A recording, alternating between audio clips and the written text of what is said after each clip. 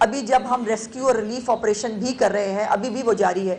اس کے باوجود جو ہمارا ابتدائی سروے ہیں وہ کمپلیٹ کر لیے گئے ہیں، اور یہ ایک سسٹمیٹک اور ایک ڈیولپڈ گورنمنٹ کی نشانی ہوتی ہے، جس کے اندر یہ میرے پاس یہ پوری شیٹس موجود ہیں جو چیف منسٹر صاحبہ کو پریزنٹ کی گئی ہیں، جس کے بعد جو ریلیف پیکج ہے وہ چیف منسٹر صاحبہ نے اناؤنس کیا، جس کے اندر جو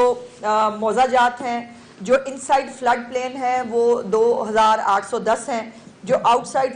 جو فلڈ پلین ہے وہ 965 ہیں، اور پاپولیشن جو ہے وہ بھی اس کو بھی اسی طرح علیحدہ علیحدہ کیا گیا ہے۔ جو جو ہمارا فلڈ پلین تھا اس کے اندر جو آبادی آئی ہے وہ تقریباً وہ بہت زیادہ ہے، وہ میں ضرور آپ کو بتانا چاہتی ہوں۔ جو ان سائڈ فلڈ پلین ہے وہ 59 لاکھ جو ہے وہ لوگ ہیں جو ان سائڈ فلڈ پلین آپ کو جو ہے وہ نظر آئیں گے، اور اس کے بعد جو 16 لاکھ کے قریب لوگ ہیں جو آؤٹ سائڈ فلڈ پلین جو ہے موجود ہیں۔ سو ایک بڑی تعداد ہے آبادی کی جو فلڈ پلین کے اندر موجود تھی اور جس کو یہ نقصان زیادہ ہوا ہے، اور اس میں جو سٹرکچرز ڈیمیج ہوئے ہیں اس کے اندر پکے گھر کتنے ہیں، کچے گھر کتنے ہیں، اس پوری کی بھی تیاری جو ہے وہ کر لی گئی ہے، اور چیف منسٹر صاحبہ نے اس کے اوپر بریفنگ لے کر ریلیف پیکج جو ہے وہ اناؤنس کیا ہے۔ یہ ہمارا میپ ہے جس کے اندر یہ جو آپ کو ہائی لائٹڈ ایریا نظر آ رہا ہے، یہ وہ جگہ ہیں جہاں پر سیلاب آیا تھا، اور اس طرح سے اس کی میپنگ کی گئی ہے، اور یہ تینوں جو ہمارے دریا ہے انہوں نے کس طرح پنجاب کے مختلف جو ڈسٹرکٹس ہیں ان کو ہٹ کیا، یہ آپ کے سامنے ہے، اور تقریباً if I'm not wrong تو 27 کے قریب شہر بنتے ہیں جو اس سے متاثر ہوئے ہیں۔ سو سروے ٹیمز جو ہیں وہ بھی چیف منسٹر صاحبہ نے بنا دی تھی، جس کے اندر جو ہے وہ 2213 سروے ٹیمز جو ہیں وہ اس وقت فیلڈ کے اندر کام کر رہی ہیں، اور وہ جا کے چیک کر رہی ہیں کہ عبد الرحمان صاحب فار ایگزامپل اگر تھے تو ان کی گھر اگر کوئی نقصان ہوا ہے تو گھر کا پارشل نقصان ہے یا پورا نقصان ہے، گھر جو ہے وہ پکا تھا یا کچا تھا، اور اس کے حساب سے جو ہے وہ ریلیف پیکج کا اناؤنسمنٹ کیا گیا ہے۔ اور اس کے اندر جو کمیٹیز بنائی گئی ہیں اس کے اندر اربن یونٹ سے جو ہے وہ ایک صاحب ہوں گے، ایک ریونیو ڈپارٹمنٹ کے آفیسر ہوں گے، ایک ایگریکلچر اور لائف سٹاک کے جو ہے وہ صاحب ہوں گے، اور ایک آرمی پرسنل جو ہے وہ ان کے ساتھ ہوگا جو یہ تمام سرویز کو کنڈکٹ کرے گا۔ اب جو ریلیف پیکج چیف منسٹر صاحبہ نے اناؤنس کیا ہے وہ میں آپ کے ساتھ شیئر کرنا چاہتی ہوں، جس کے اندر جو سیلاب متاثرہ علاقے ہیں ان کے جو کاشتکار ہیں، جو بھی جن کو کاشتکاروں کو نقصان ہوا ہے، جن کسانوں کو نقصان ہوا ہے، چیف منسٹر صاحبہ کے کسان کارڈ اور جو گرین ٹریکٹر سکیمز ہیں ان کے اندر بھی ان کو جو ہے وہ پرائورٹی مل رہی ہے، لیکن جو اس کے ساتھ ساتھ جو بھی کاشتکاروں کا نقصان ہوا ہے 20,000 پر ایکڑ ہر ایک کسان کو جو ہے وہ گورنمنٹ آف پنجاب معاوضے کی شکل میں ادا کرے گی۔ اس کے ساتھ جو مکمل گھر، اگر پکا گھر کسی کا مکمل گرا ہے تو اس کو 10 لاکھ روپیہ جو ہے وہ معاوضہ ادا کیا جائے گا۔ اس کے ساتھ ساتھ جزوی طور پر جو گھر گرا ہے اس کو 5 لاکھ روپے کا معاوضہ ادا کیا جائے گا، اور جزوی گھر میں کچا گھر بھی شامل ہے، جس کے اندر جو کچے گھر تھے ان کو بھی جو ہے 5 لاکھ روپے کا جو ہے وہ معاوضہ ملے گا۔ گائیں اور بھینسیں جو ہے ان کے زر تلافی کے طور پر 5 لاکھ روپیہ جو ہے اگر کوئی گائے اور بھینس جو ہے وہ اگر متاثر ہوئی ہے تو اس کو ملے گا، اور جو چھوٹے جانور ہیں اس کے لیے 50,000 روپیہ چیف منسٹر صاحبہ نے اناؤنس کیا ہے۔ سو یہ لیکن ایک بات اس کے ساتھ ساتھ یہ ضرور کہنا چاہتی ہوں کہ یہ تمام جو اس وقت معاوضہ اور یہ ریلیف پیکج جو چیف منسٹر صاحبہ نے اناؤنس کیا ہے، یہ سب گورنمنٹ آف پنجاب کے اپنے پیسے ہیں، نہ کوئی بیرونی مدد مانگی گئی ہے، نہ بیرونی امداد کا ہمیں انتظار ہے، نہ وہ کسی کو جو ہے وہ کسی کی طرف دیکھ رہی ہیں۔ وہ کہتی ہیں کہ تمام تر پنجاب کے وسائل جو ہیں وہ اگر ان لوگوں کے لیے نہیں لگانے تو پھر ہمیں کہاں لگانے ہیں۔ لیکن اس کے ساتھ ساتھ یہ ایک اور بڑی بات جو میں آپ کے ساتھ شیئر کرنا چاہتی ہوں کہ پورے پنجاب کے اندر کہیں کوئی ترقیاتی کام نہیں رک رہا، تمام ترقیاتی کام جس پیس کے ساتھ، جس سپیڈ کے ساتھ جو ہے ہو رہے تھے، کسی پروجیکٹ کو نہ ڈراپ کیا گیا ہے اور نہ کسی کے اوپر کام روکا گیا ہے۔ اور جو یہ اپنی چھت اپنا گھر ہے اس کے اندر بھی 80,000 گھر الحمدللہ اس وقت زیر تعمیر ہیں، جس کے اندر بہت سارے ہزاروں گھر جو ہے وہ بن بھی چکے ہیں، لیکن انشاءاللہ تعالی دسمبر تک جو ہے اس کی تعداد 1 لاکھ تک بھی جائے گی۔ تو یہ تمام گھر بھی جو ہے وہ اپنے طور پر جو ہے وہ ہو رہے ہیں، لیکن دوسری طرف سیلابی سیاست بھی ہو رہی ہے، اور سیلابی سیاست جو لوگ کر رہے ہیں ان کے لیے میں صرف جو ہے وہ دعا کی امید کر سکتی ہوں. اچھا میم یہ رہنمائی فرمائیں کہ ایک طرف تو بہت بڑا فلڈ ہے جس کو سپر فلڈ کہا گیا ہے، لیکن اتحادی حکومت کی جانب سے ہی، یعنی میں مراد پیپلز پارٹی سے ہے، پیپلز پارٹی کے کچھ رہنماؤں نے بڑا تنقید کا نشانہ بنایا ہے کہ اگر گورنمنٹ بر وقت اقدامات کرتی تو شاید اتنا بڑا ڈیزاسٹر نہ ہوتا. تو اس کو کس طرح سے رسپونڈ کرتی ہیں؟ اور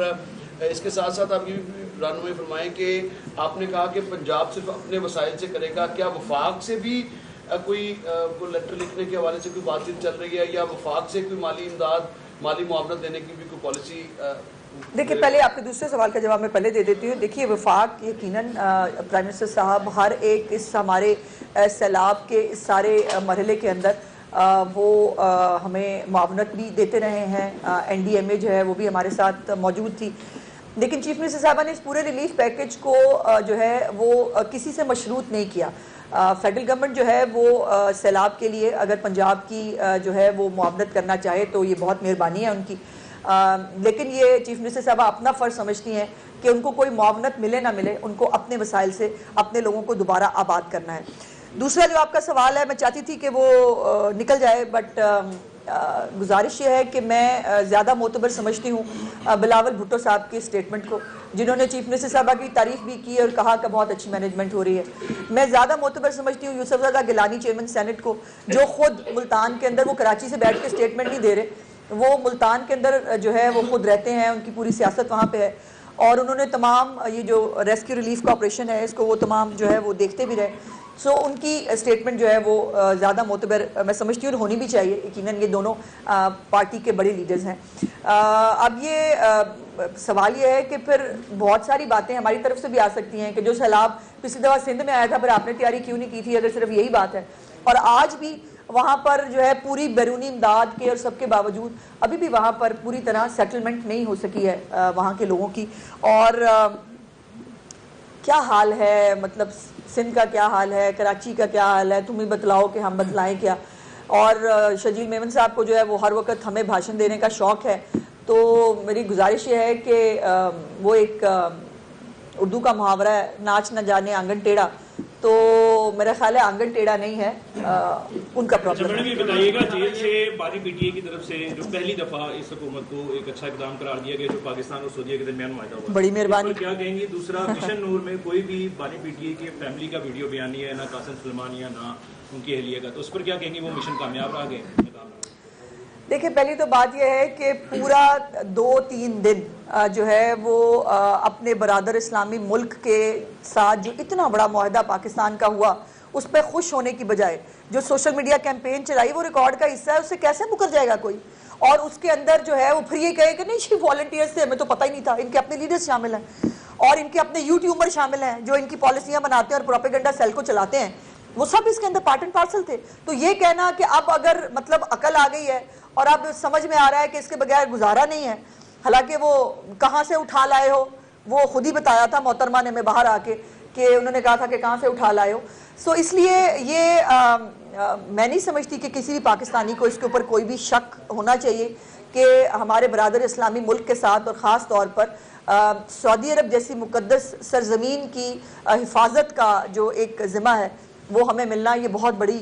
سعادت ہے ہمارے لیے. اور جہاں تک وہ مشن نور کی بات ہے، بھائی میں اس قسم کے ٹاپکس کو یوزلی اس پہ بات نہیں کرتی، چونکہ میں نہیں سمجھتی کہ یہ مذہبی ٹچ، یہ اسلامی ٹچ، یہ جو ان کو تو شوق ہے، آپ کو وہ آڈیو بھی یاد ہے جو کان میں کہہ رہے تھے کہ وہ ذرا ایک اسلامی تڑکا تو لگا دے، تو آئی ایم سوری، ہم اسلامی تڑکوں کو جو ہے وہ میں بالکل اس کو مناسب نہیں سمجھتی اور نہ مذہب کو جو ہے بیچ میں لانا چاہیے. لیکن یہ اتفاق کیوں ہوتا ہے؟ میرا سوال اس اتفاق پہ ہے کہ سکوت ڈھاکہ والے دن آپ سول نافرمانی کی کال دے دیں، آپ جو یوم استحصال کشمیر ہے اس کے اوپر آپ جو ہے وہ فساد کی کال دے دیں، 14 اگست دنیا منا رہی ہو، پاکستان منا رہا ہو، آپ اس کے اوپر جو ہے وہ ملک کو بند کرنے کی اور جو ہے وہ لڑائی جھگڑے کے کرنے کی کال دے دیں، اور اب ایک جو ہے وہ ایک متنازع ڈیٹ کے اوپر دوبارہ اس کو شروع کرنا میری سمجھ سے دوبارہ. میڈم جنوبی پنجاب میں یہ جو سپر فلڈ آیا، ایک پارٹی تھی جس نے ہمیشہ جنوبی پنجاب کا نعرہ لگایا، اور جب लोगों के नुकसान हुए तो उस पार्टी ने बिल्कुल ही जनूबी पंजाब की अवाम को इग्नोर कर दिया और उस पार्टी का नाम है पाकिस्तान तहरीक इंसाफ। हमेशा उन्होंने जनूबी पंजाब का मुझे दो इख्तलाफ हैं, एक तो वो पार्टी नहीं है, वो फसाद पार्टी है। मैंने आपको कितनी दफ़ा कहा उनका काम फसाद करना है, उनका काम रिलीफ देना, कोई तामीरी काम करना। वो तो भाई अपनी हुकूमत में होते हुए तामीरी काम नहीं कर सके, अपोजिशन में रह के वो क्या ही करेंगे। और दूसरी बात ये है कि हमेशा नारा लगाया नहीं,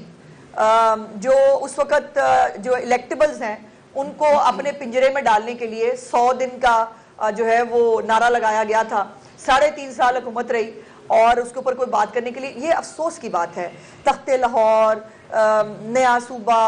और ये इस किस्म की बातें ख़ास तौर पर इस किस्म की आफत के दिनों में ये सिर्फ सैलाबी सियासत है और कुछ भी नहीं है। मालिक साहब, इस्लाम मुतासिरीन की जो इमदाद आप कर रहे हैं इसको किस तरह कैटेगराइज की है? तो उसमें मुख्तलिफ तबके हैं, किसान, आम लोग हैं, कारोबारी लोग हैं। एक तो ये तरीकाकार बता दें, इसका क्या तहमीना लगाया जाएगा, उसका क्या तरीकाकार होगा? दूसरा फिर पार्टी ने कहा जो इमदाद आपने देनी है वो PISP के जरिए दें। देखिए, पूरा मैंने तो गुजारिश की है, अभी आपने प्रेस कॉन्फ्रेंस में सुन ली है कि पूरा रिकॉर्ड हमारे पास मौजूद है इस हवाले से। और ये जो रिलीफ कार्ड बनेंगे जी, चीफ मिनिस्टर साहिबा का जो है वो रिलीफ कार्ड एक वो होगा ताकि लोगों को कोई लाइन में ना लगना पड़े, किसी को कोई तकलीफ़ ना हो और आसानी के साथ, इज़्ज़त के साथ उनके कार्ड जो हैं वो उनके नाम पे इशू होंगे, जिसको वो किसी भी जगह पर जाकर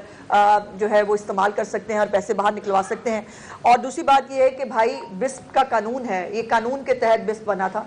और कानून ये है कि बिस्प के जो बेनिफिशरीज हैं जो सर्वे के अंदर मौजूद हैं उनको इमदाद जाती है। अब मुझे ये बताइए, जो लोग इस सर्वे के अंदर हैं ही नहीं, बिस्प के बेनिफिशरी नहीं है, उनको बेनिफिशरीज को बिस्प के जरिए जो है वो कैसे इमदाद दी जा सकती है? हर चीज़ पे सियासी पॉइंट स्कोरिंग अच्छी नहीं होती। खुदा के लिए किसी जगह पर तो जो है सियासत को थोड़ा साइड पे रख के खिदमत की तरफ काम कर लें। मैडम ये बताइएगा कि सरगोदा में एक वाकया हुआ है जहाँ पे एक इलेक्ट्रिक बस के शीशे जो हैं वो तोड़े गए हैं, क्या